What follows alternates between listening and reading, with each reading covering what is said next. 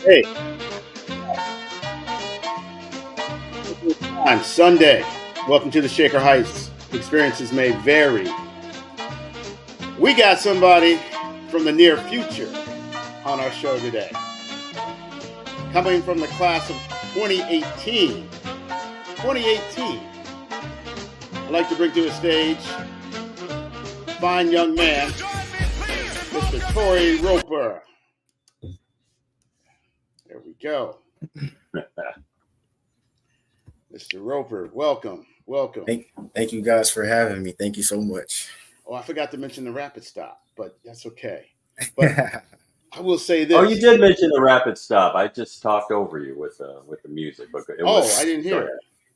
But this is very profound because your class of 2018, we're class of 84, we old, but you were 34 light years away in the Raider universe, okay? Out there, 34 years.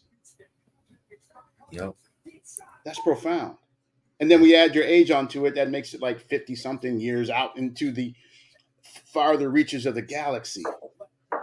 And here you are, 2018, Red Raider. It's very profound in my mind. Thank you. Thank you so much. So, man, how we got to you was Dave Udef. He recommended you. Yeah. And said, yeah, you need to talk to Torrey. And then some of the comments online when we announced that you were on the show were just, like, yo, you got the dude. So you have a fan club. Wow. Okay. That's awesome. I haven't seen those comments, so I'm just happy people want to hear me talk. Yeah, man. So welcome.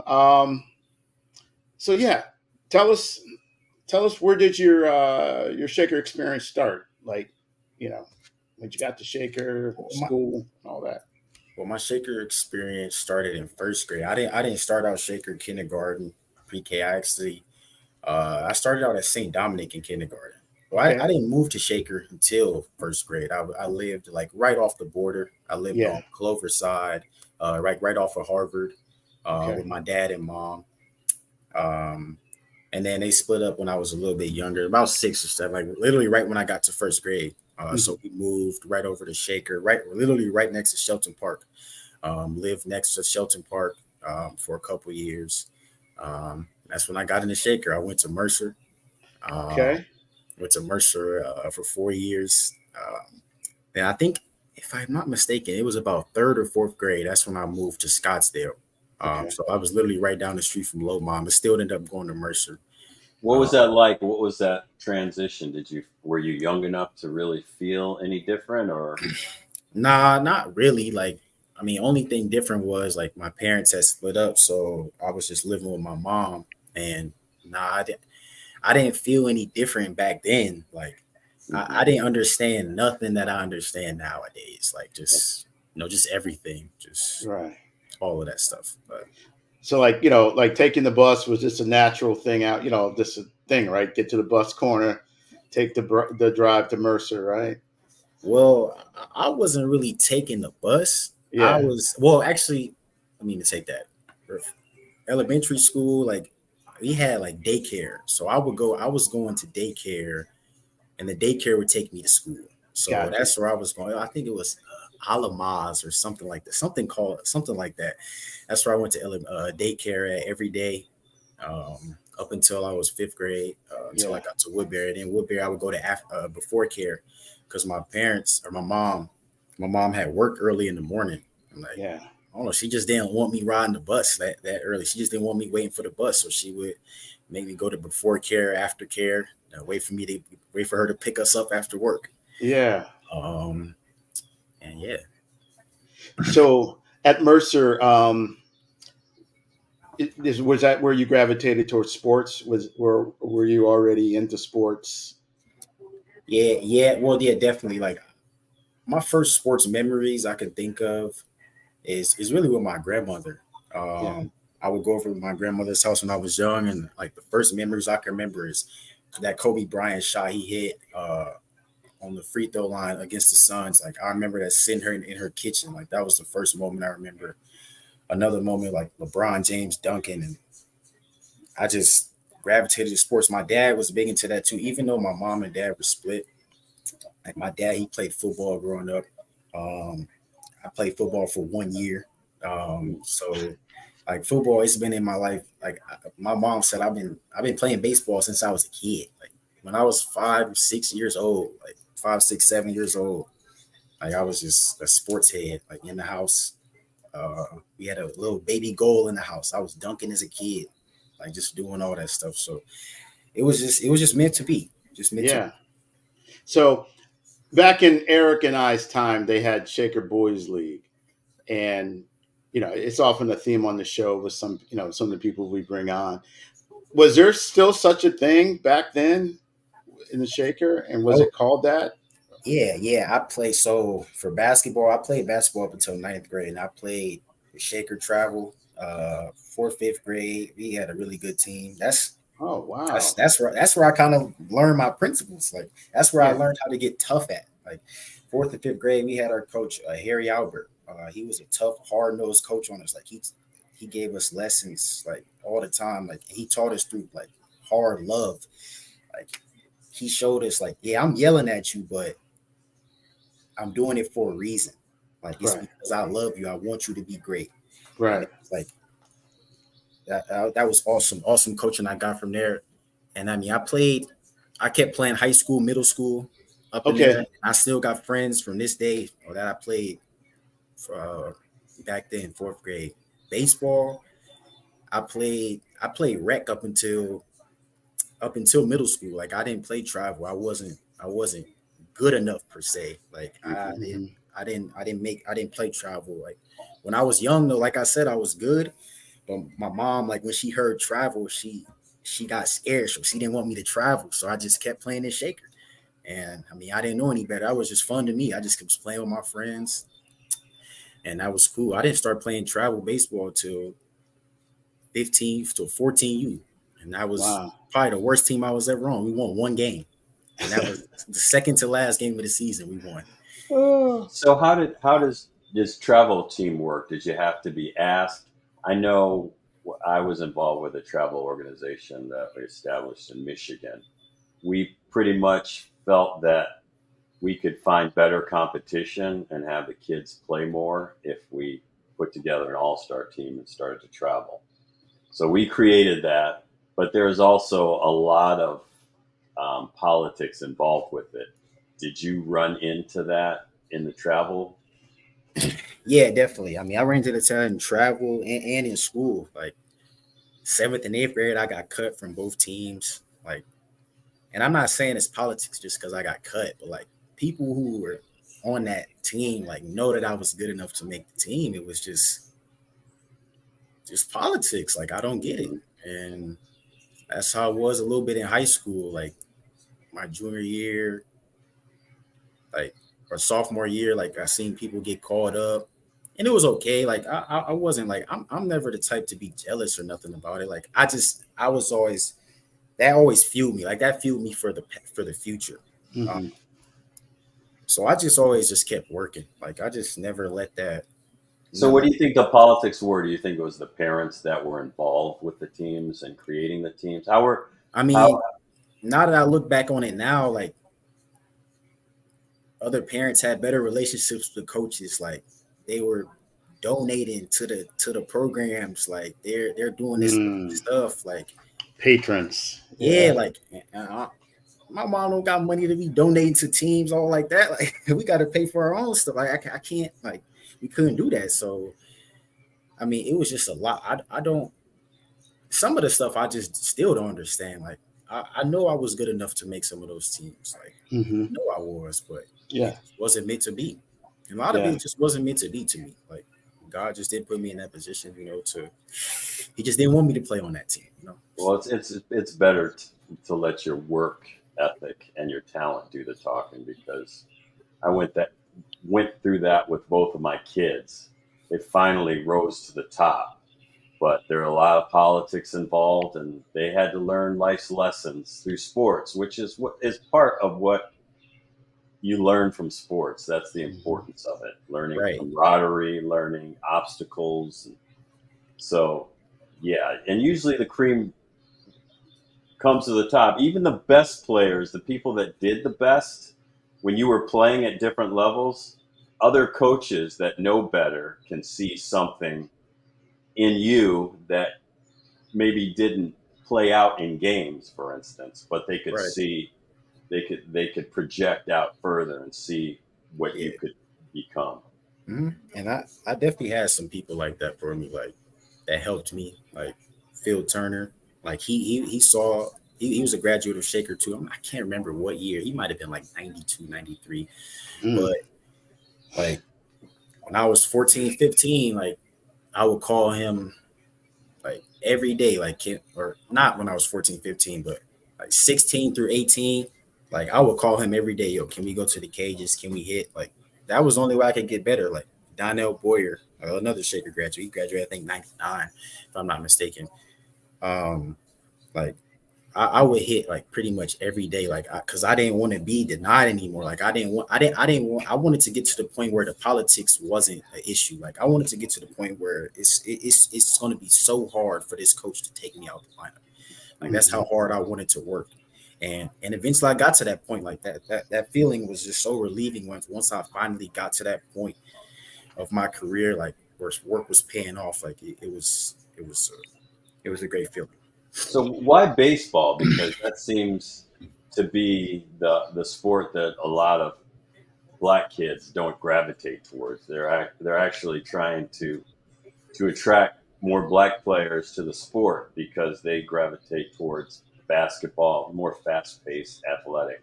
Not saying that baseball's not athletic, but Mhm. just the attention span. They had to change the sports to attract more athletes. Mhm. What attracted you to baseball away from other sports?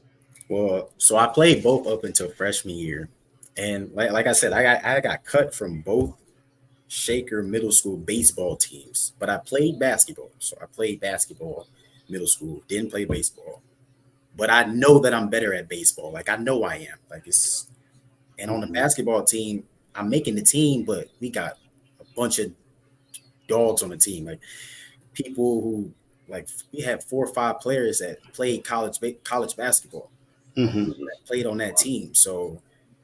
And so like when I got to high school, like I barely played my freshman year. Like the first game of the season, I didn't get in high school basketball. I was like, what? I was like, I didn't get in. Mhm. Like it's just different. And then so I went through the season. I didn't really get a lot of time. Like we had a good team, like I said. And then baseball came. Like I finally made a school team, and I had the best season ever. Like, and I was like, all right, yeah, I'm just gonna fully focus on baseball and I'm just done with it. I'm not even gonna waste my time. Like, it was fun. Like I said, I still got friends that play basketball on the team, but it wasn't for me. Like, Yeah. and I wasn't gonna be following other people trying to do what they do. Like, I'm gonna do what I want to do. So So, put the basket, yeah, oh, I'm sorry, but no, no, no. I was segueing into, I think off of that, it's like, you know, fully commit to baseball and then, school. And did you have much of a social life in and around your passion of baseball while in school? I mean, were you like juggling a lot? Nah, not really. Yeah. Like I didn't do anything else but like baseball. Like Yeah. honestly, that's what my life has been for a little bit. Like until I got to freshman year, like when I wasn't playing freshman year of college. Hmm. I mean, we'll probably get to that point, but up until that point, it was baseball every day. Like just Yeah. or something of that nature, like a lift or something. Like I'm just doing something of that nature or coaching, like because I was coaching still back then, helping out younger kids during the summer a little bit when I wasn't playing because I was still playing summer ball in Cleveland at that time. So Okay. I help out and stuff. So like it's just always sports with me. Like Hmm. that's just how my life is right now. Yeah. Yeah. Who mentored you? Who encouraged you? Who was the one that confirmed that you had the wherewithal to pursue this? I would say like guys, so I mentioned like Phil Turner, And who's Phil Turner? Is he a coach or? Yeah, Phil Turner. He was a coach. Like he was the first coach to bring me on like to play like real travel baseball. Like he was the one who really like saw my dream, and he just he sacrificed so much for me. Like I would be hitting the cages literally every day. Like this man has a whole family. Like Mm-hmm. and I'm telling y'all, man, like every single day, sometimes 3-4 hours a night, like he would take me and my friends out to eat, like, and we would talk and stuff. Like he was just always there for us. Like I don't know where I would be without Phil today. Like I like when I had got cut from college, he was the first person I called. Like when stuff not going right, he's one of the first people I'm calling. Like Yeah. he's just always been there for me. He always knows what to say. Like he gonna keep it real. Like he gonna tell me like it's my decision, but he's gonna tell me what he thinks. Yeah. And So take us through that journey. So what were these teams like? What were the coaches like? Were there other players on your team that pursued baseball after high school? How? on my high school team, well, my seniors, I had one other kid that played with me, which is ironically, he was my neighbor, Kyle Dixon. He ended up playing college baseball after that, and we actually played together for half a season. Well, not even half a season. Tried to play half a season, but that was during COVID, so it got shut down. Mm-hmm. But yeah, one other person from my senior class played travel baseball. I had other people younger that played college ball. Like my senior year, we had three other players. They were younger, but they played all of them played Division I baseball. Um, so yeah, we had a decent squad. We had a really solid team. So how did you perform in the LEL? How did the teams do? Well, And we weren't in the LEL then. We were in the GCC, so we had a little bit more comp. Oh, who's that yelling? I'm sorry. I hear somebody in the background yelling. Is that the TV? there's a team that not in my background. I hear. Is your cat Okay. thing on? It is, but it's really very low. It's I not can hear even the birds. okay. But I'm hearing. Okay, Okay, there we go. Sorry to Oh no, interrupt, it's all right. but I thought I heard somebody yelling and arguing in the background. Oh no, it's all right. Yeah, go ahead. Sorry to So stop. so so did you make it freshman, junior, senior when you made the team for the Raiders or for Shaker? Yeah, What year did you make it? yeah. So freshman year, I made JV. JVB. It was called JVB and JVA, and then varsity. Okay. So I Wow. made JVB, and then I played some games on JVA as well. Sophomore year, I made the JV team. Didn't get called up though. Junior year, I made varsity, but like the politics thing, like I didn't play as much as I should have. Like I remember this one game, like I didn't get out. I was 3 for 3. And I didn't play the rest of the week. I don't know why, but What do you it think was. it was? What do you think it was without getting yourself in I, trouble? I didn't know. I literally went to go ask him. Like Hmm. I went to go ask him. I was like, Coach, like I don't get it. Like I I mean, just what does your brain or your heart tell you when you look back? Why do you think that was, or you still don't know? I really don't. Like I don't get it. Like I never I didn't really understand why. Like I wasn't playing that much. Like Hmm. especially that season. Like I don't know why. So, what did it take from your junior year to your senior year to finally get to the playing time you felt that you deserved? I just had to like I mean I don't know how else I can say putting in work, but like I just had to put in work. Like even though like I had a surgery too, like right at the start of the senior season on my meniscus. Mm. So then I had to work even double to get back. Like I wasn't as fast as I was before, so that was a little tough. But I just kept working. Like even I came back early, like from the surgery. Like a month later, I was at a showcase running, knowing I shouldn't have been running, but Hmm. just trying to get right. Like just because like I just didn't want to. I just didn't want to not play. Like it was just I was just chasing just a I, dream.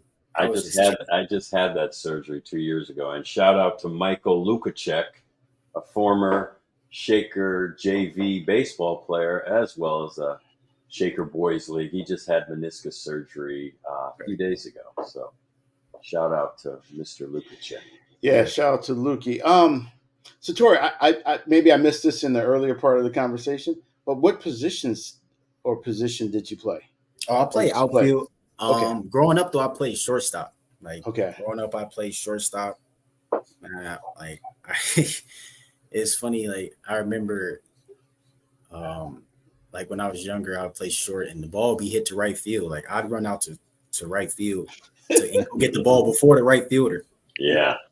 Like I'm like it's just been in me to just go get the ball. Like yeah, that's like when I turned outfielder, like it was kind of meant like my freshman, like literally my first game playing outfield. Like I made like 3 diving catches in center field. Like and ever since then, like I just thought back to that moment. Like, man, I like it was just in me. Like I didn't even know what I was doing as a kid. I just ran to the ball. Wherever it was hit, I'm just jetting to it. Like yeah, that's just you just gotta go get it. You know?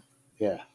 Did you follow any of like the when I mean follow, whether read up on or looked at videos and stuff like of any of the what I call the elders of the game, going way back, like Did you model like yourself after anyone? Like, who are your like favorite Ozzie players? Smith or Dave Winfield, Dave Parker, etc. Yeah. So like as I got older, I definitely watched way more. Like now, I watch so much baseball. Like it's every day. Like I just like I'm watching a game every day. But even like when I was in high school, I wasn't watching it as much, but I'm still watching it. Like Yeah. I, I'm I'm on social media. I'm watching clips of hitters. Like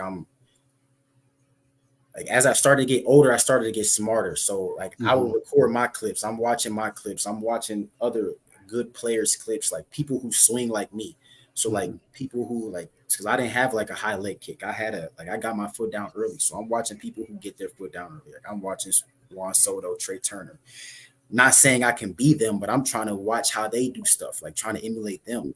Hmm. And yeah, and once I started to learn about that stuff, like it just made me want to watch more. Like Yeah.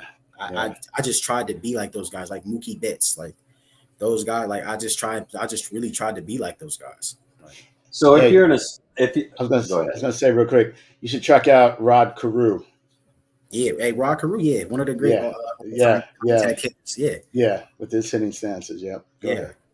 So let me ask you this: as an aspiring baseball player, as we compare, for instance, whenever we went, the only time that there weren't any fall leagues.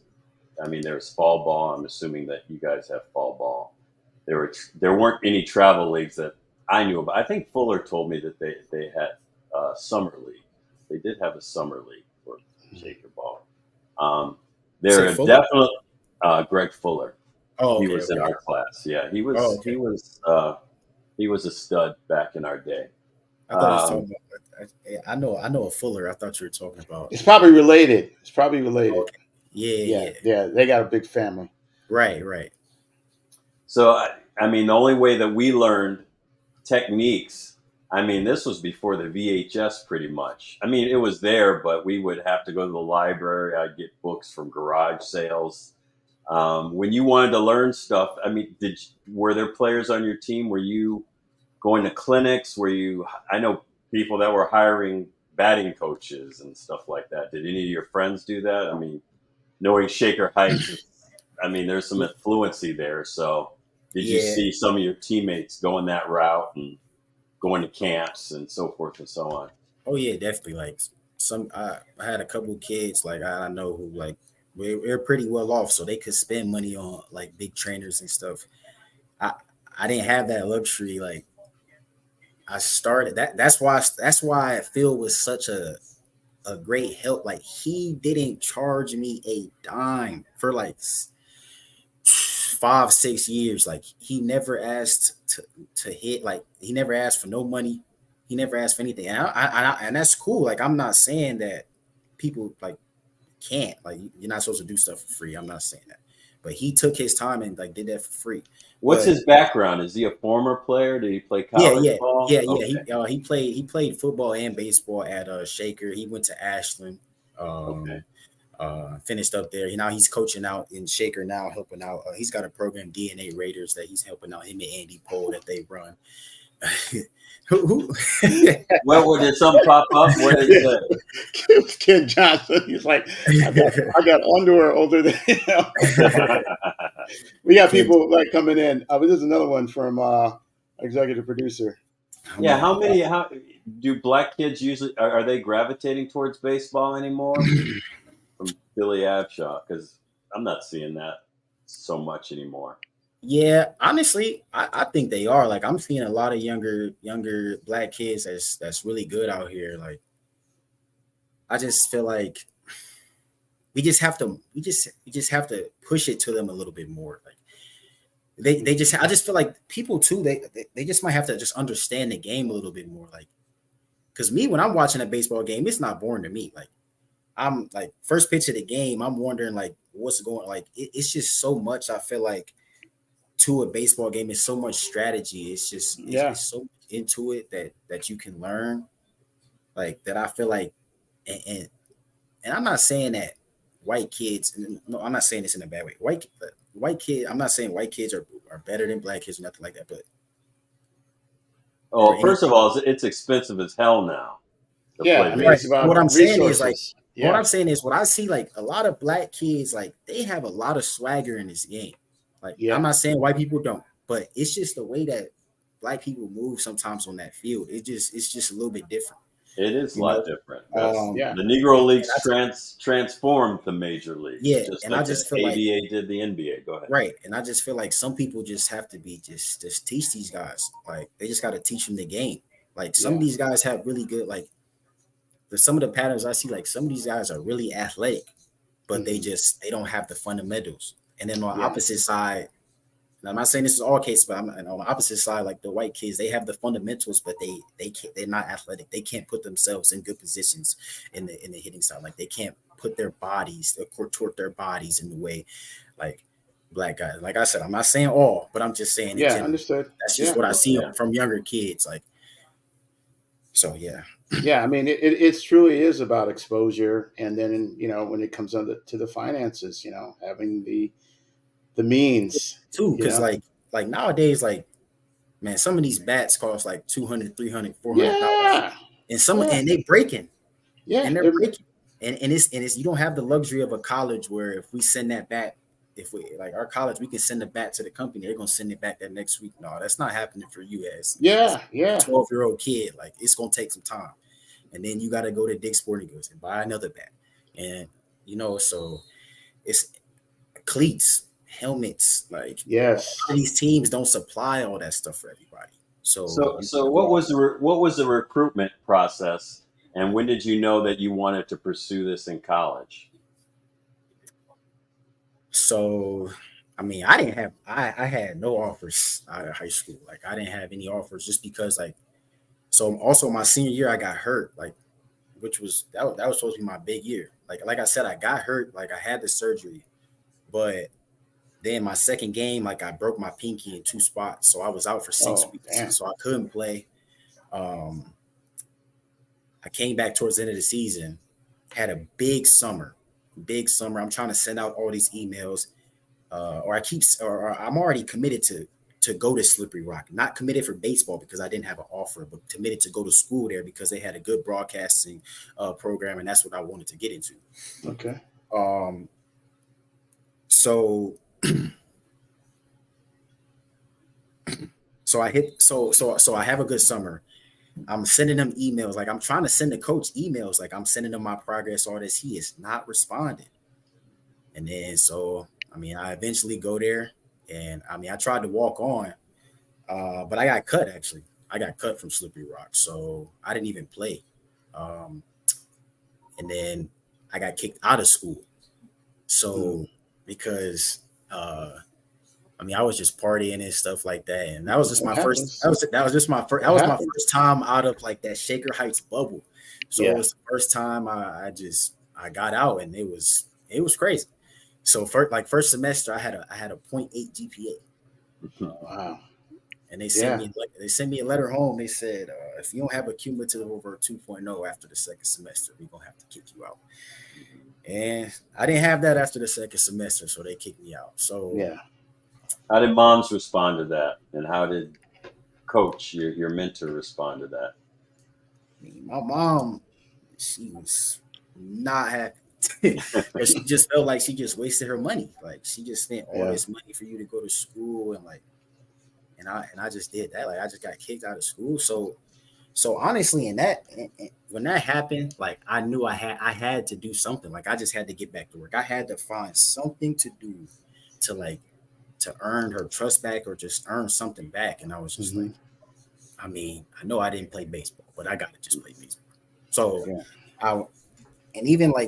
so a couple weeks, so I'm calling around. I called Donnell Boyer.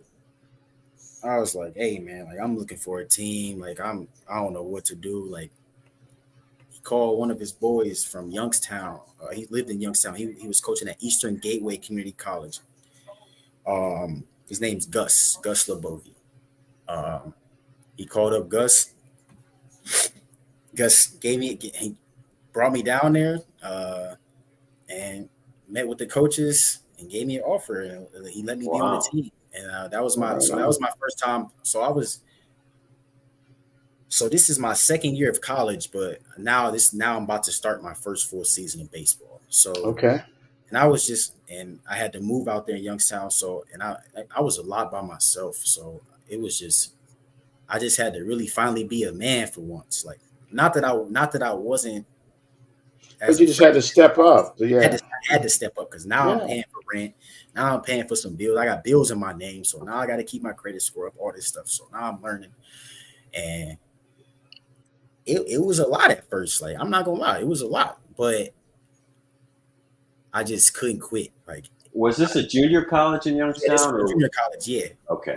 And I was just like, man, this is my last chance. I already got kicked out. My mom is gonna kill me if something bad happens. So I just got to do good, and I did do good. I ended up with good GPA, good stuff. But 11 games into the season, that's when COVID happened. Like we were literally in Florida when COVID happens. Oh wow! And stuck. And I'm like, oh my goodness! And they're saying the season's about to be canceled. I'm like, no, because my plan at this time, I'm trying to potentially earn a scholarship so I can not have my mom pay money for school anymore because she just wasted money already. I gotta find a way to like make a plan to like make my mom happy. So when the season gets canceled and then our program gets shut down, so I don't have nowhere to play again. So I'm like, oh my goodness, all right. Now this is crazy. So this app called Field Level. It's where recruits can post their highlights and stuff. Say you wanted to be wanted. Not really likely that you would get found like by a Vanderbilt or Alabama or something like that, but a school can find you. Right. And sure enough, Bryan and Stratton College in Solon, Ohio, newest program just came about. Coach hit me up saying, hey, we would love to have you. Like, and that was my first chance to finally play a full season. At this time, I'm 21 now. Well, I was 20. I turned 21 during the fall, but I was 21. This is my third year of school. About to play my first full season of college baseball. I'm like, all right, this has to be the year. Like, if this isn't it, it's over with. Like, it's over with because I don't know what I'm gonna do.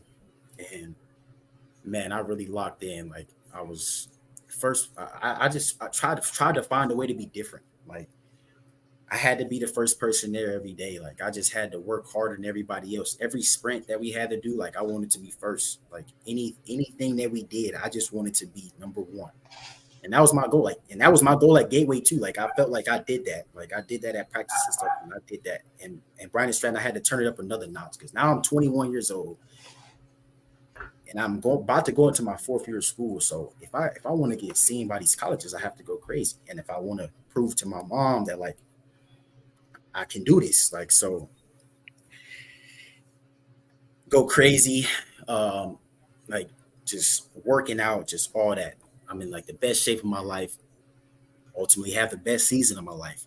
Like win conference player of the year. We won the Wow. Congrats. conference champ. Thank you. We won the conference championship in the first season of the program.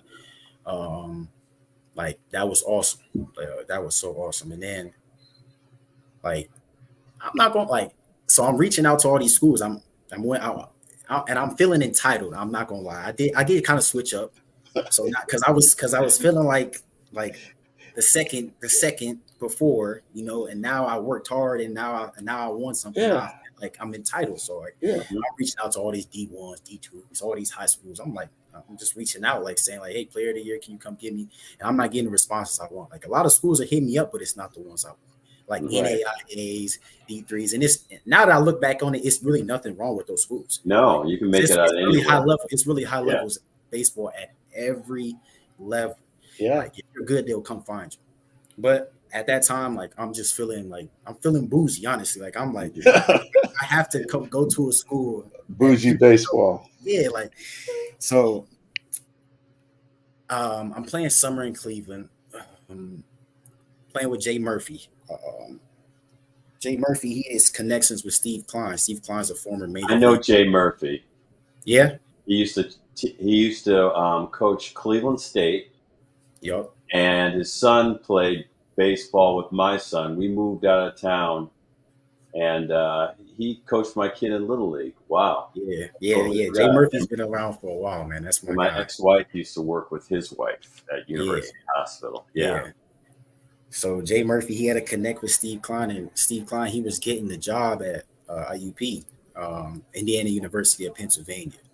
It's a D2 up there, and this was his first time getting that job. He just came from the minors coaching. He was coaching with the Giants. Oh, Murphy was? No, Steve Klein. Oh, Steve Klein. Okay. Yeah, he was one of the pitching coaches with the minor league team with the Giants. And he reached out to him. He showed him some of my video. He said, "Yeah, we got to get this kid." So he came and got me, and Wow. and I wasn't in. Funny story. I literally wasn't about to go there until like a day before, like it all happened. So like because the whole time, like I said, I'm trying to get a scholarship to go for free or close to it as possible. Mm-hmm.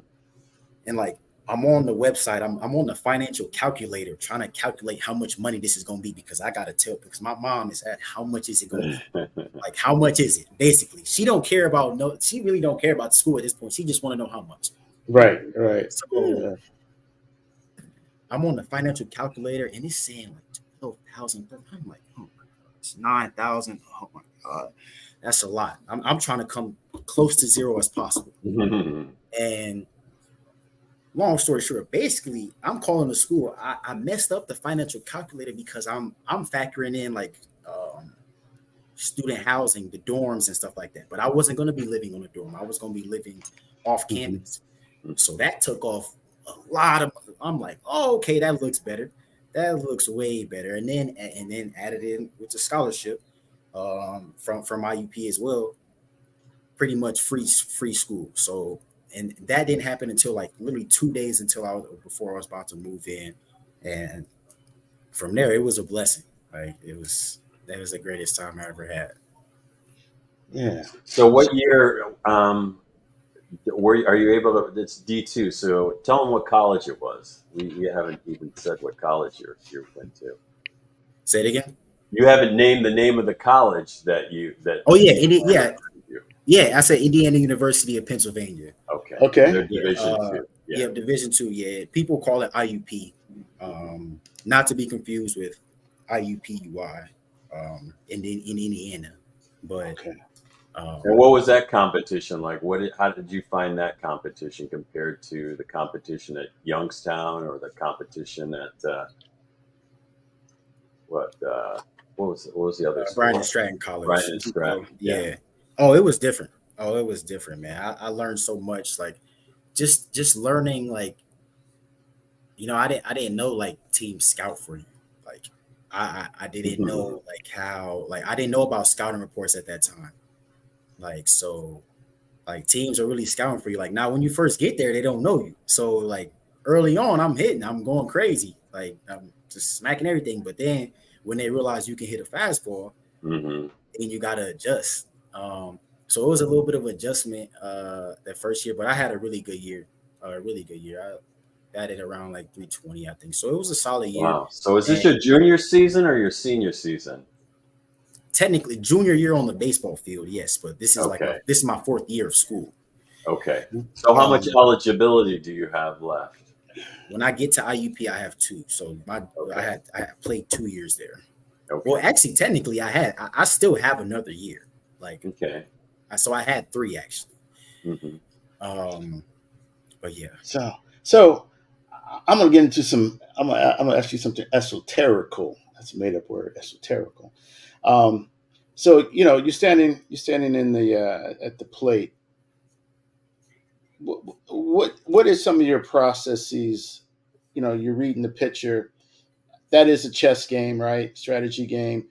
Are there like little things you look for, like, oh, he's about to throw me a changeup, or he's gonna try to get me with a curve or something like that? Is that how your mind is processing?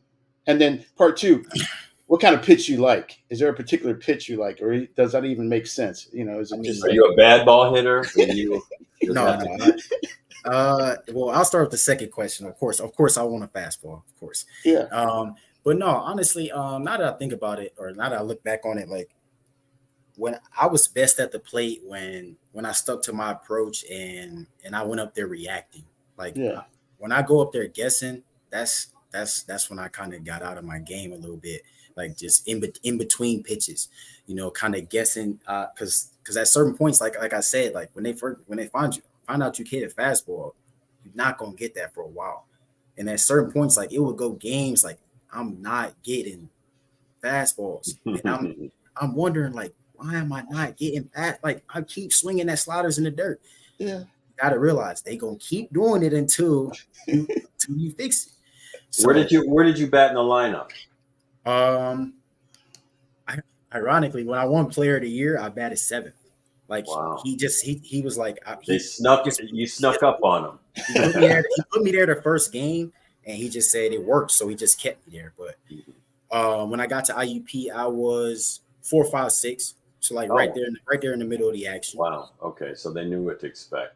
Yeah. So that's what I'm saying. Like I didn't understand until after. Like people were really game planning for me. Like it was tough some series. Like I'm getting pitched different. Like I'm getting pitched backwards. I'm getting sliders first, and then fastballs last. When I'm guessing the sliders coming, I'm getting blown away. So it was just that different chess game I had to play, and I started to pick up on it like later on in my career, or later on in that second season, and like I just feel like if I would have just had that mental game early on, man, I would have been way more dangerous. But Is there a pitch that you fear? Do you fear the knuckler?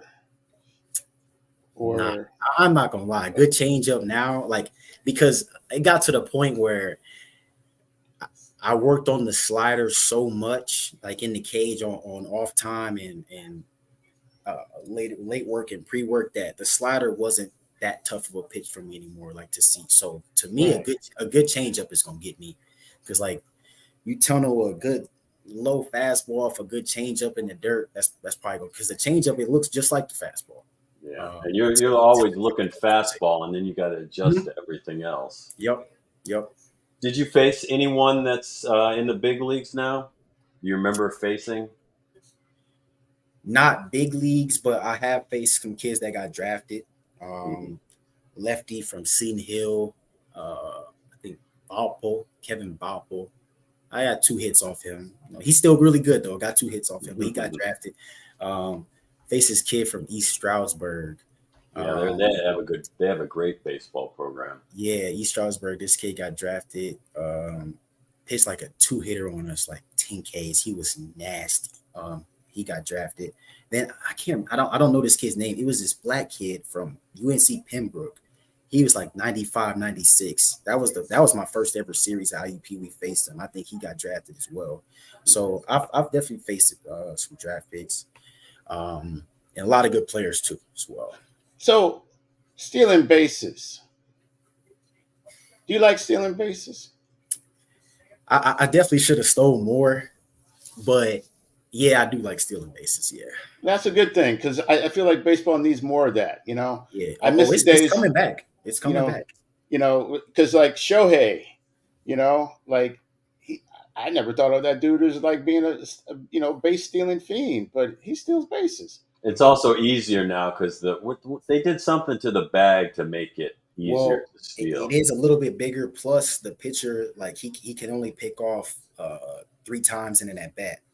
And if he doesn't pick off that, if he doesn't get you that third time, then it counts as a balk. So it kind of limits the amount of pickoffs that the pitcher can get. Then now that you got the pitch clock too, which sometimes a lot of hitters can time it up. Like because if it's like on 3, 2, 1, they start getting a little creep step. You got to pitch it or you're gonna pick off. And Right. if you picked off twice already, you're probably not gonna pick off. So I'm gonna take off. When See, did you start feeling those rule changes? Because those are pretty recent. Well, they weren't in when I was playing. Like Okay. I think the pitch clock was, but we didn't have like clocks up in college at that time, especially at the D2 level. We weren't fortunate enough to get a clock right there. Mm-hmm. So, but it wasn't enforced much when I was playing. It literally happened probably right after I got out. Well, in summer tournaments, it always had to be there just to get through the teams through the weekend. Did you? I was going to ask you another question. Jeez, I'm a big. Used to be a baseball junkie, but my son's experience and him being a pitcher just kind of took that away from me because that is the worst. Being a parent and watching your kid pitch, that has got to be the most heartbreaking thing that you could ever watch. It's very Eric was rewarding. Eric was a pitcher back in the day. He had a cannon that's bad, like especially because the word on the street for like Shaker Boys League, there was like Eric Green and somebody else were the hurlers. It was Fuller Fuller, early yes. on, yeah. So, But I threw um, wiffle balls and tennis balls and all that. We used to do some dumb stuff. Did you Yeah. guys play wiffle ball? You have wiffle ball leagues? Did you try to throw the ball as hard as you could? Because I hit Cornell Pinlan, and I made him cry in Michael Chapman's backyard. That's how hard I threw. I could hit a football player with a plastic wiffle ball and make them cry. Nah, you know what? No, you know At what? It's funny you 13 say. and 14. It's funny you say that. One of our coaches, we were talking to the kids the other day, and they were saying like, why don't you kids go out and play wiffle ball with your friends? Like, because like I don't know, we didn't do that like when we were younger. I guess you guys like used to play baseball in the backyard and Did stuff you like guys that. play pickup baseball? I don't even No, we see didn't. We that. didn't play No. like. Well, I mean, like some like me and my brother, we would sometimes in my grandma's backyard. Like we would throw a baseball and not hit it so hard that it would go in like somebody else's backyard, but nothing crazy like I that. used to say every time my kids left the house, it cost us money. Oh, I used to live 3 houses from Lomond, and these brothers, they were the Merrick brothers. They'd have this bicycle with wire baskets on the side, and their father must have been a coach in Little League. It was loaded with bats, and when I saw them go up to the school, I went to the school with them and played. And Puskar used to follow later on, and these are old time names you wouldn't know. yeah. And we played every day. We played all day Saturday. We played after school until it got dark. That's why I'm wondering how there's any interest, because basketball, most people have a hoop in their backyard, or they even Right. pull those goals into the side streets and play. Right. So Yeah. I don't see that anymore. So Yeah, we definitely used to do that. Like pull the hoop in the street and play. Like that was where would smart. you go to the cage when you were in the cage? Did you go?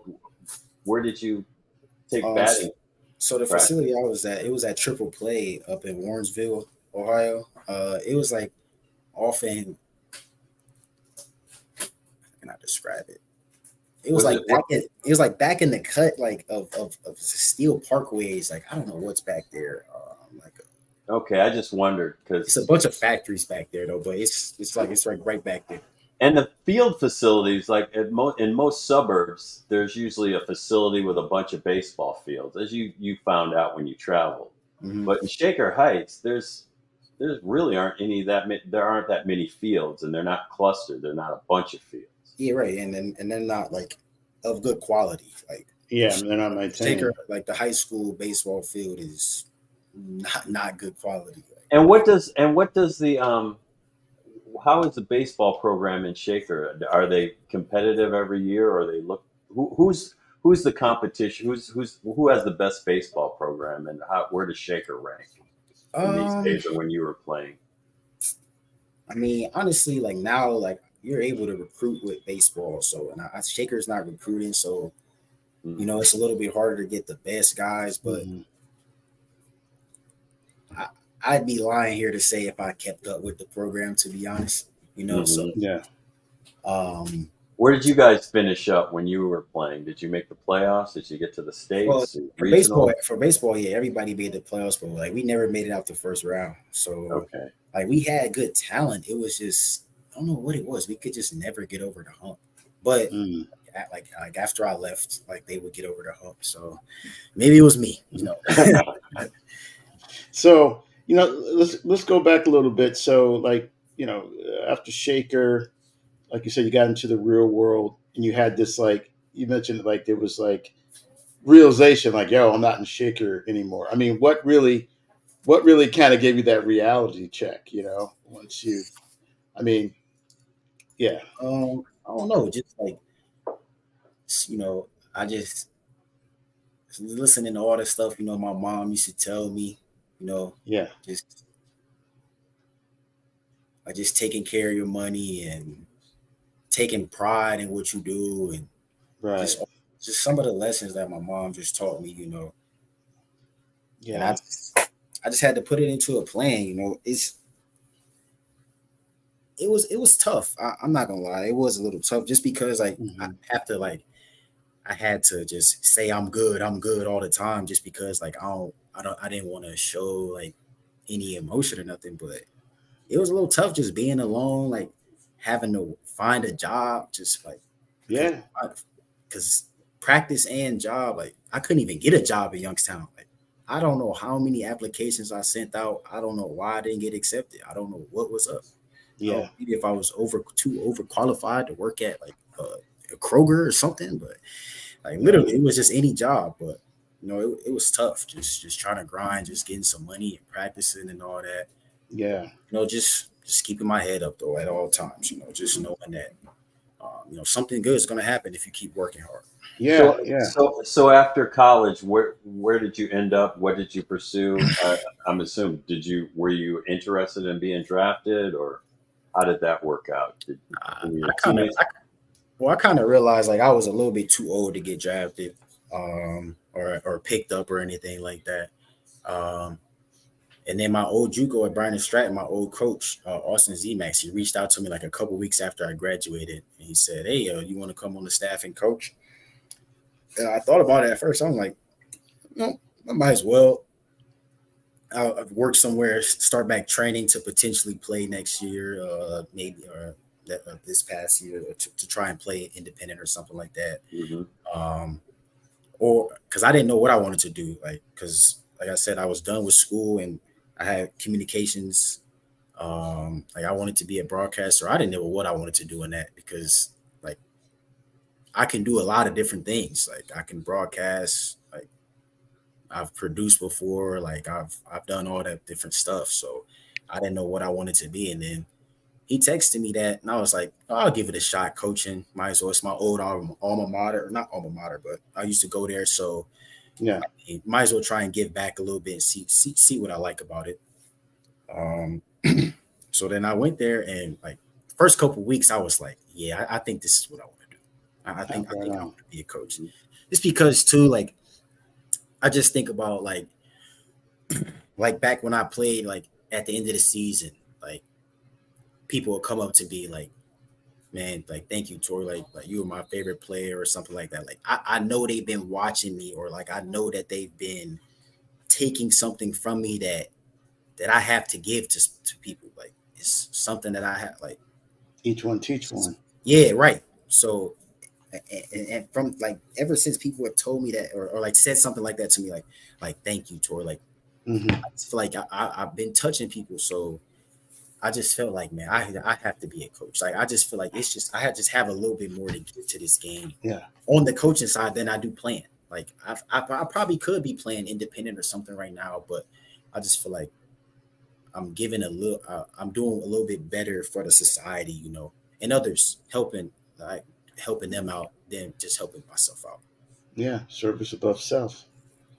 And it's enriching and gratifying, because you're still around something that you have passion for and that you love, and you know it's a lot of things. A lot of people give up on their passion, or they drift. And so, no, it's great that you are still on that path and finding some joy, doing it. Like you said, you could still play indie ball at the appropriate time, and Mhm. you play for the love. So, Yeah, yeah. one of my son's coaches, he coaches, but he still plays independent ball just to keep a hand in it. And here's the thing you should try. I was playing. I live in Rochester. And I was playing because I never got enough of it. I was playing baseball, 25 and over, as old as I was, Mhm. 49 years old. That's how crazy. That's why I had knee surgery and on Yeah. shoulder surgery and all that other stuff. But damn, what am I trying to say? Um, I forgot what I was going to say. But yeah, you can keep playing. The fun thing about my son's coach that got him from 80 miles an hour to 88, and then when he got to college, he got to 93 and hit Mhm. 97 at a point. Um, is the great thing about baseball is all the technology and all the different techniques. Like for instance, I just learned I forgot the acronym, but the way that Judge hits with his hitting plane and what they're teaching, how he sort of upswings on the ball. Are you Mhm.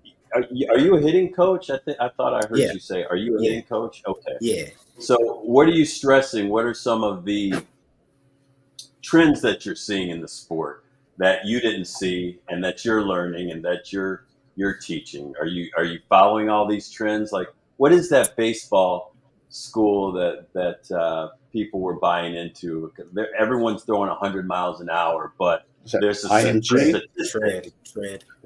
Tread athletics or drive line. No, no, drive line. Yeah, Yeah. and they're getting coaches from there. And I just saw the statistics. 57% of the kids that are getting Tommy John surgery are between the ages of 13 and 17. 57%. Yeah. Woo, Yeah. That's tough. that's crazy. So you Yeah. have to have money to even play the sport if you Mhm. want to compete. Yeah. And well, like the hitting, have you seen hitting philosophies change since you grew up, and what are you seeing and what are you exposed to? Yeah. I mean, you see it. I see it all the time. Like I said, I'm watching baseball all day. Like, and that's just what's on my timeline too on Instagram and Twitter, like that stuff. I I don't try and follow other people, but first off, I don't try and teach anything that I don't try. Like Hmm. anything that I'm teaching anything for one I'm teaching I have done. Or Hmm. or if it's new stuff that I tried, like or new stuff that I'm teaching to people, like I try it first. I don't just try and just bring something Are up. you are you breaking down one thing that I started to learn about are different apps that you can put on your iPad and you can break down people's swings and their motions and all. Are you guys using that technology or is it Yeah, more like feel? honestly, yeah. So growing up, I wasn't big on technology. Like I didn't have all the rap sodos and the trackmans and stuff. So I'm still learning that technology aspect. The technology, I'm watching your video. Like I'm watching to see if you're lined up, like if you're balanced in your swing. That's what I'm watching. I'm not watching to see like the angle here and I don't know about that stuff. I'm watching to see is your head, back hip, and back knee lined up like in your swing. Like that's what Mhm. I'm watching. I'm watching to see like is that front foot still like is that front foot firm or front side firm on contact? Like that's what I'm watching to see. Like I'm watching your extension.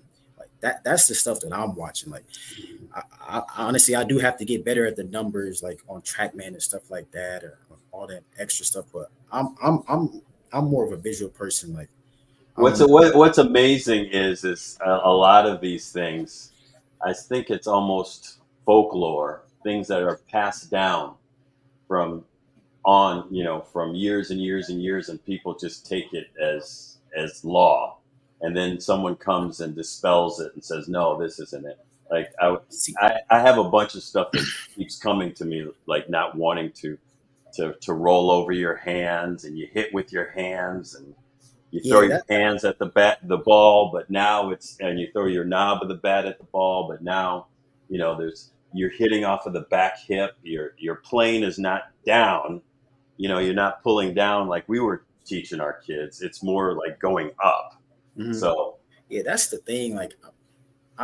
I'm not trying to reinvent the wheel with all this stuff because it's all right there in front of you. Like mhm, all the greats talk about hitting. Like when I want to learn about hitting, like I'm watching every day when I woke up.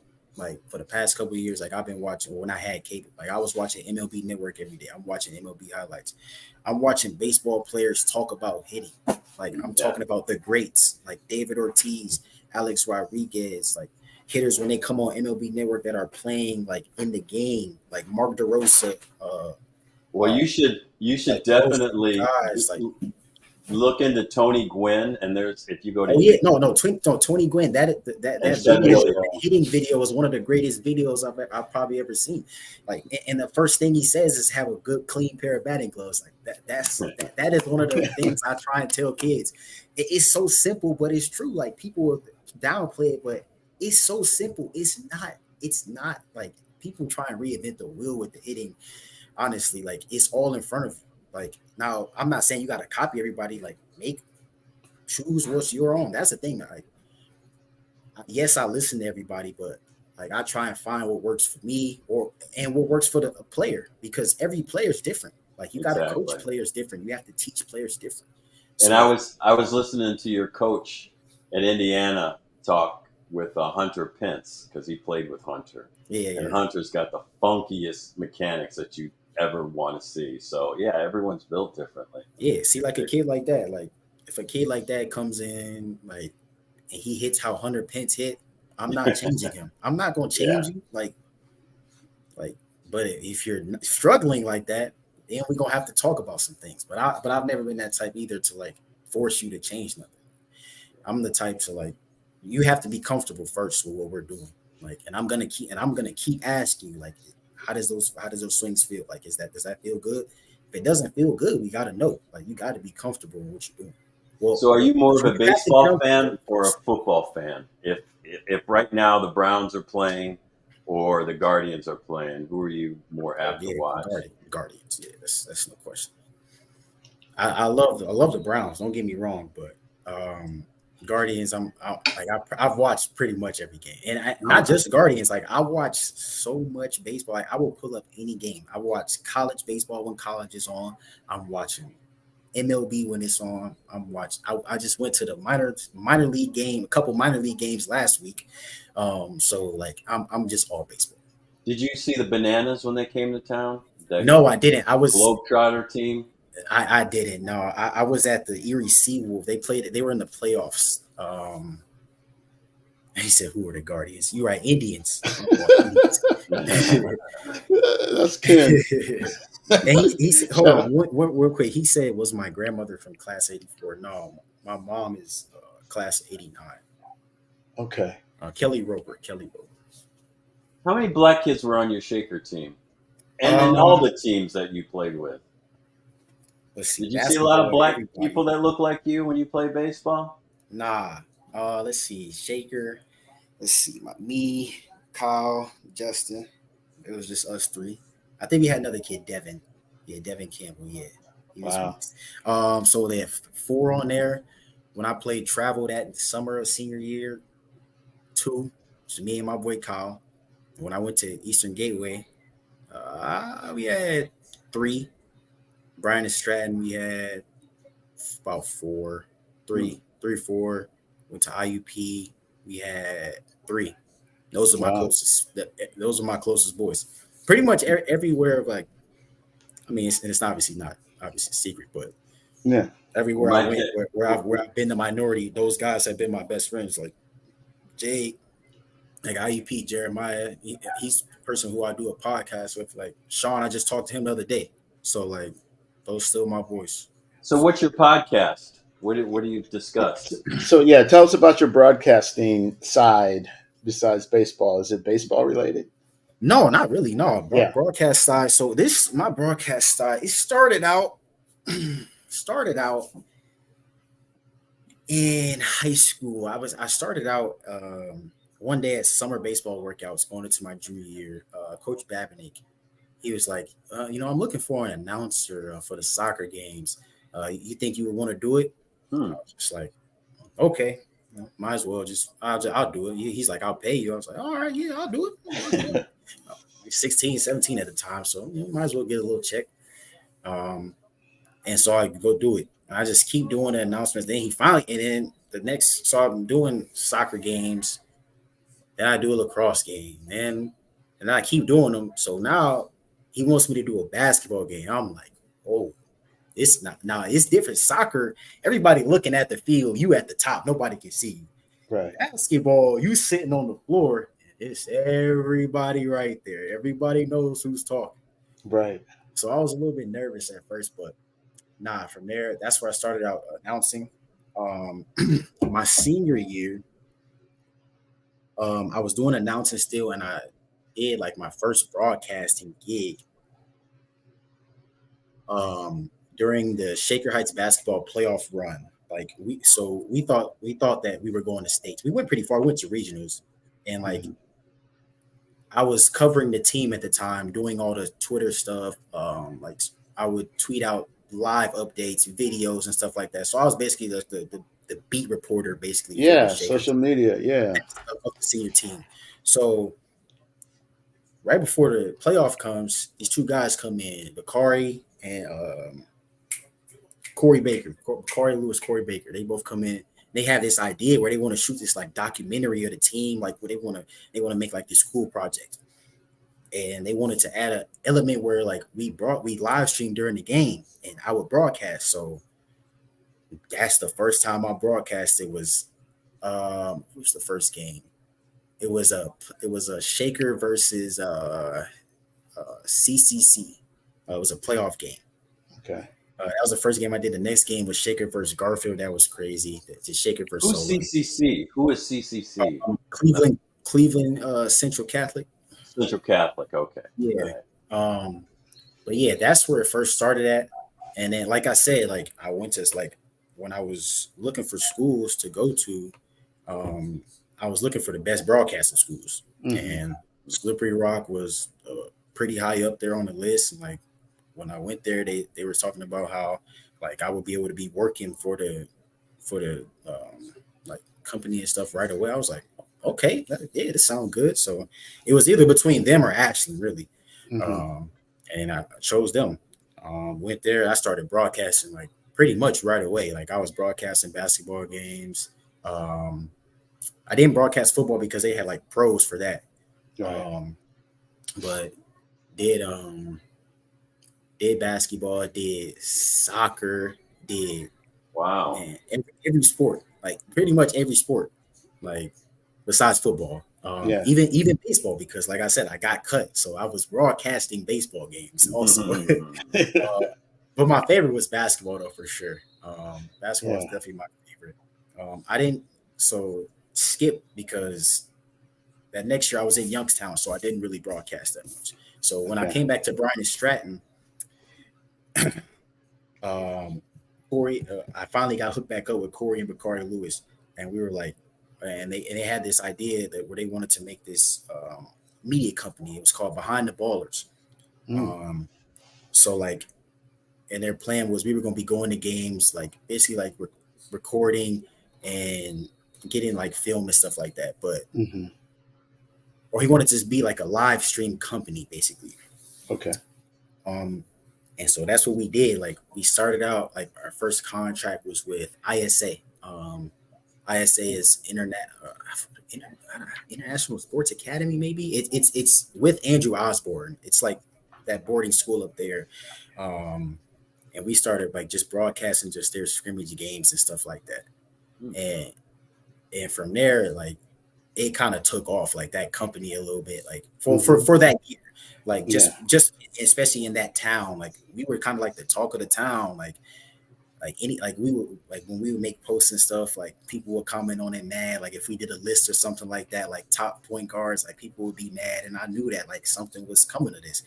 And like we would go to games and broadcast games, like people would be on the streams and stuff. So, and that's, and I, like I said, and then too, I'm doing broadcasts by myself too. So like all of this stuff is solo. Like I didn't have no partners on none of these broadcasts and stuff like that. So, you know what's big? I'm just thinking about this. Since you have your hands in media and you've got a knowledge of sports and coaching. I mean, when my son was coming up through the ranks, there were a lot of coaches creating videos and sending them out to schools. You went through that. Did you create your own videos to send out to schools to be recruited? There's that, and you see all these what do you call it? These sites they're starting to rank players in elementary school and junior high. Not that I'm saying that that's a good thing, but sports is a huge industry, and there's all types of pockets and places that you can touch on, especially with your broadcast know-how and your knowledge of sports. I mean, you could be coaching, you could be breaking down tape, and teaching private lessons. Man, I wish I was in your space right now. Jeez. Yeah. Scouting. Have you ever thought about? I was thinking about getting into scouting for a while. It's a lonely business, but right. I mean, if there's a love for baseball, that's the biggest hurdle. Yeah. But if you get over that hurdle, I'm sure the other hurdles you're able to. Yeah. I mean, you could scout for the Indians or what have you. I mean, in the lower. Maybe. Yeah. And then just help with kids that are trying to navigate their way if they want to pursue baseball. Because there are so many schools that you can go to. I mean, I didn't know that you could play baseball at Briggs Stratton or Bryant Stratton. Bryant Stratton. I'm confusing it with the tooling. Right. But like, if you want to play baseball in college, you can play anywhere. You can start anywhere. Yeah, there's so many schools. Like if you're good, they'll find you. I mean, sometimes they won't find you, but you got to reach out. Like, so I ain't happy recruits, but keep going now. You go. Yeah. So you got this niche going. Recording the games and broadcasting the games and stuff like that. What's the next step for you with this? In terms of doing that, are you looking to expand that with other schools in your geographical area, or are you looking to maybe create a reel and maybe I don't know what ESPN's doing now because they're cutting so many people, but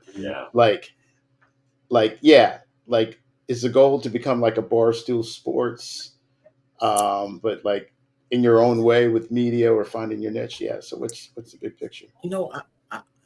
I don't really know yet. Yeah. Like, because I just feel like I do have so many options. Like one time, like in my senior year, of college, we had this school called we had this class. It was basically an IUP TV class where we had to film the games for the football games, and we had class for the games. Like we had to work on it in the class and all that before that. Mm-hmm. And my teacher, like, she pulled me aside one day after class. She just asked me, like, she was like, "What do you want to be?" I was like, "What do you mean?" She was like, "You're just so good at a lot of different things. Like, you can broadcast, you can do camera, you can do like, what do you want to be?" I was just like, "I don't know. Like, I just don't know yet." And I mean, because honestly, at that time when she asked me, I was like, I'm thinking in my head, like, I want to play baseball, but I'm not going to tell her that in her face, like,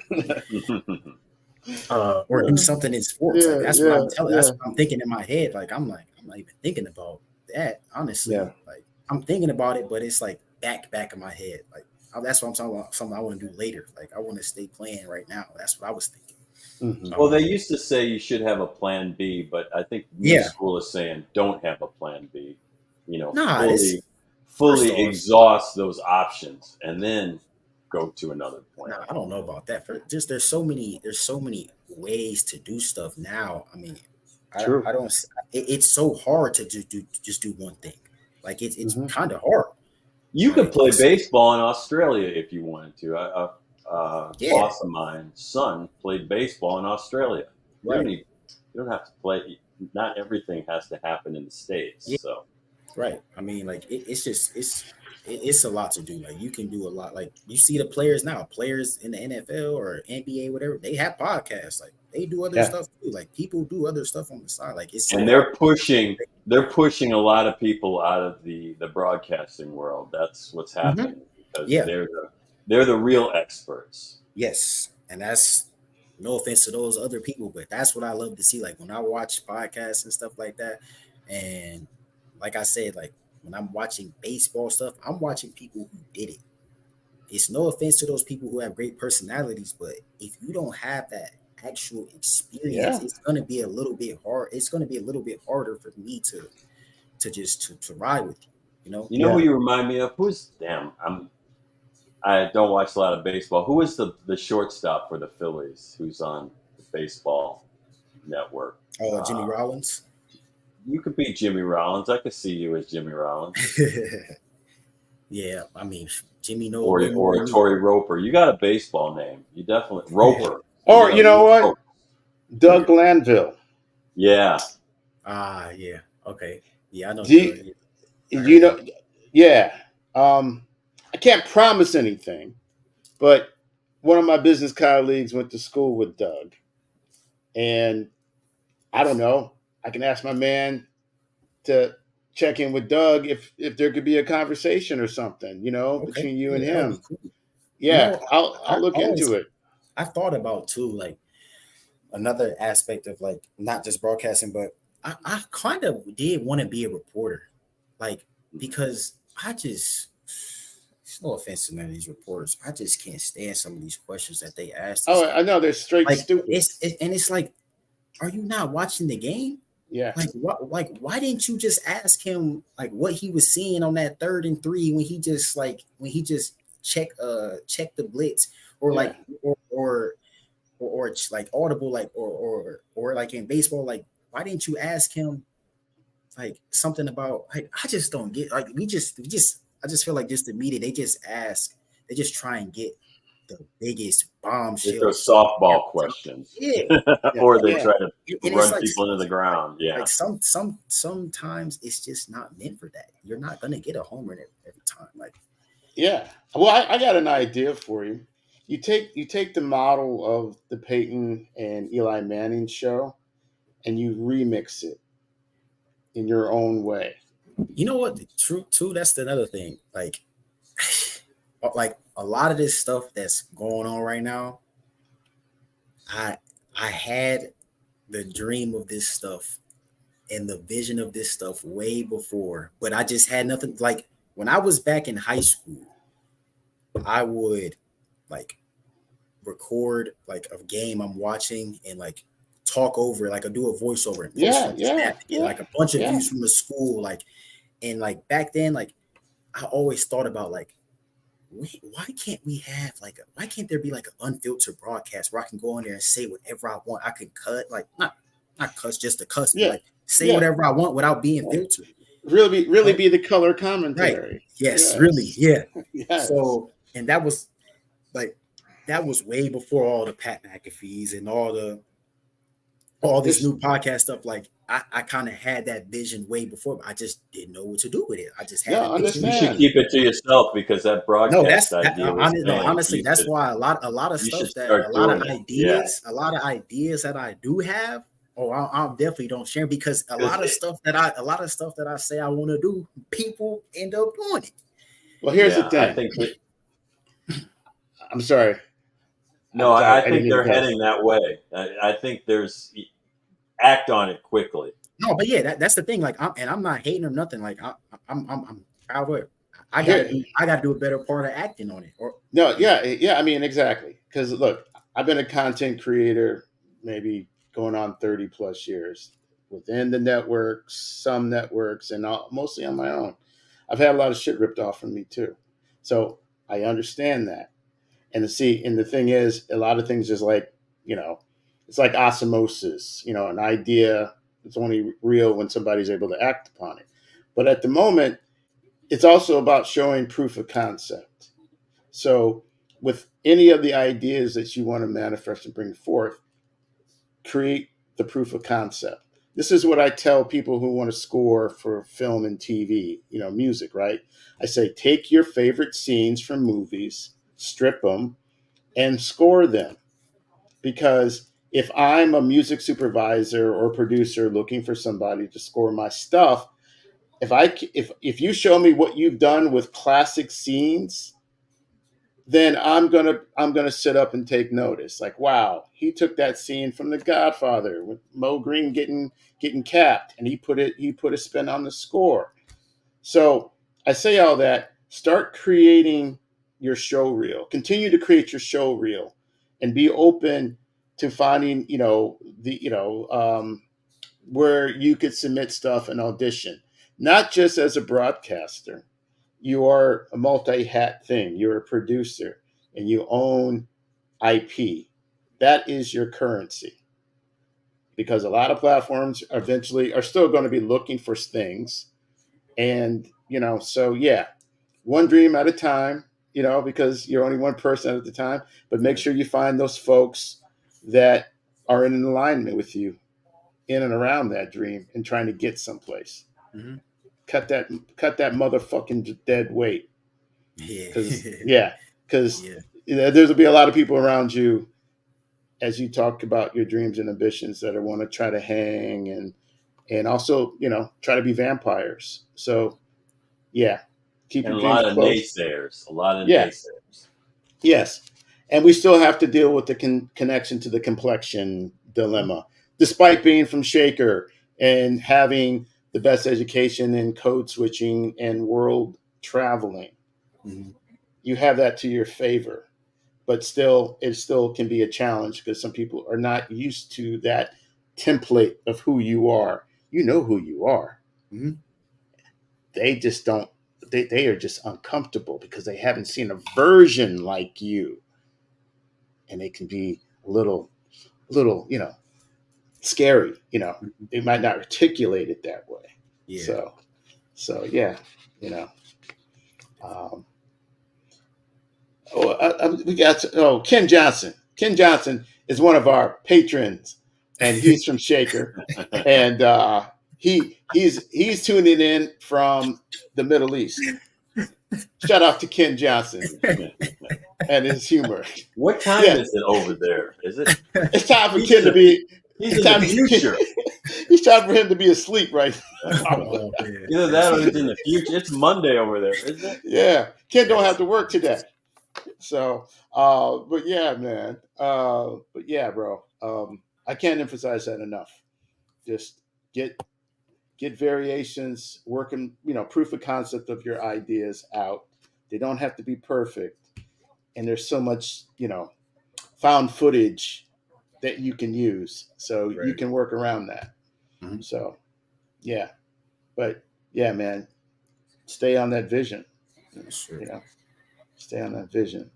I don't know. I'm trying to think, man. We covered so much ground, and what are your lessons that you best utilize that you're taking from your experience at Shaker or living in the Shaker community?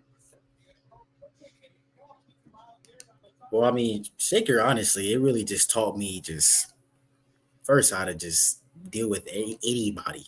Like you deal with all type of races. Like the first person I ever hung out with was a white dude.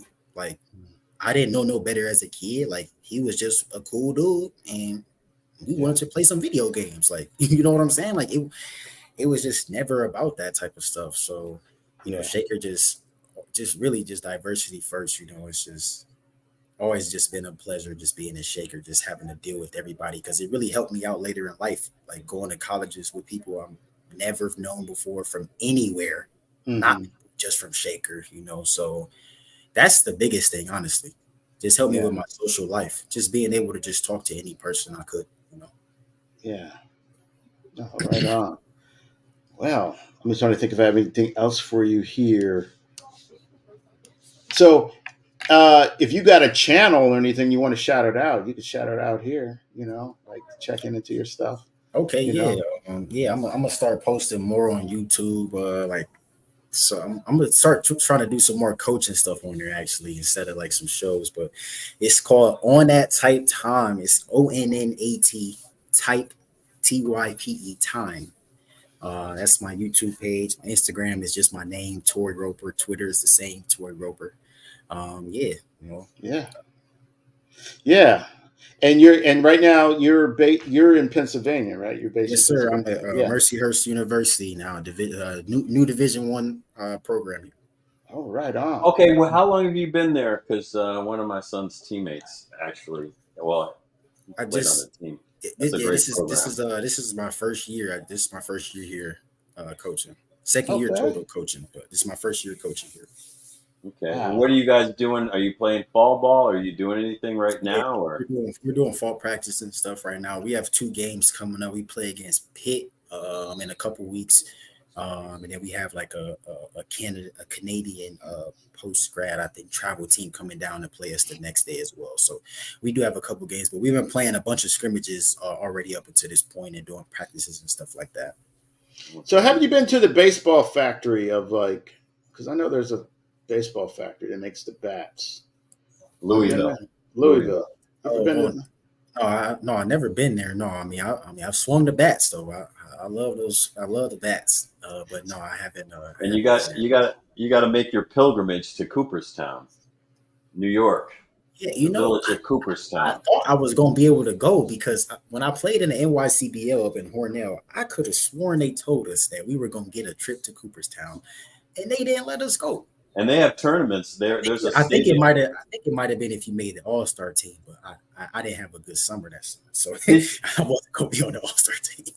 Did you guys have a pathway to the Little League World Series? I know that places that I've lived in Michigan, there was a team that went to the Little League. Actually, I'm in Rochester. There's a local team that went to the Little League World Series. Did you guys think of that? Go to?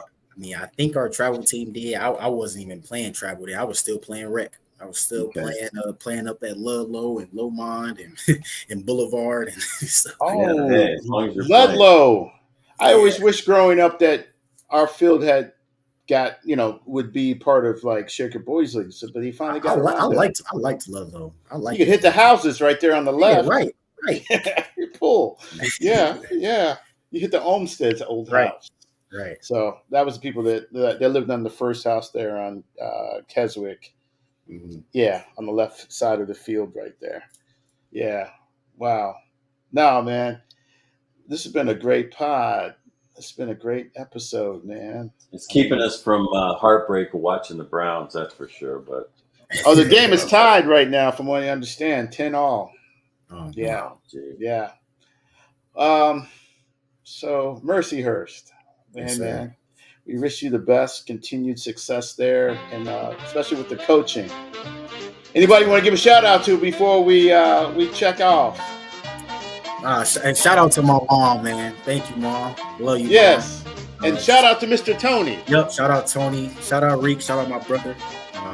Shout out Ken Johnson. Yes, sir. Ken Johnson. Hey, he been in here the whole time. Shout out Ken. And Billy Abshaw. Yes, sir.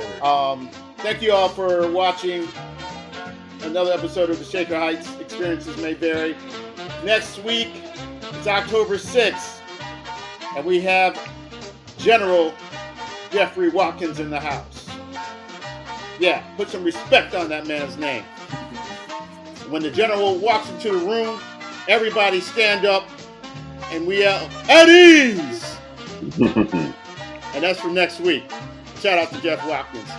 And by popular demand, especially from Torrey Roper, my man, we're going to have a word from our sponsor.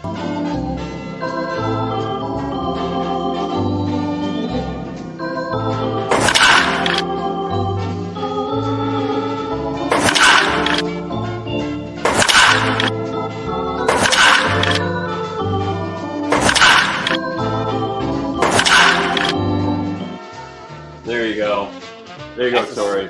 That's a cool sweet right there. sound. That's a That was sweet nice sound. right there, right? Yeah. All right, Torrey. You have a rest of a good Sunday. Thank you. You guys too. Thanks for having me on. Appreciate Yes, it. constant elevation, my man. Yep. All right. And this is the end of the Shaker Heights. Experiences may vary. Thank you. Like and subscribe. And buy our merch. Here we go. We're out.